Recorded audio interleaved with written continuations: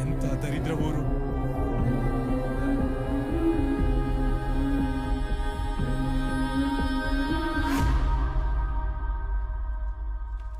ಇಲ್ಲೆಲ್ಲ ನನ್ನ ನಂಬ್ಕೊಂಡು ಸಂಬಳ ಸ್ಟ್ರೈಟ್ ಆಗಿ ನನ್ ಕೈ ಕೊಡ್ತಾರೆ.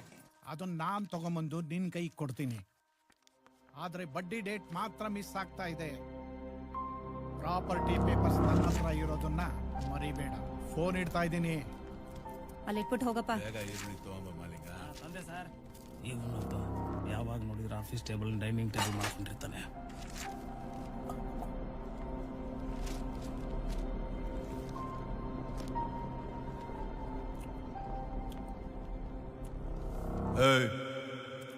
ನಿನಗೆ ಬೇರೆ ಕೆಲಸ ಇಲ್ವಾ?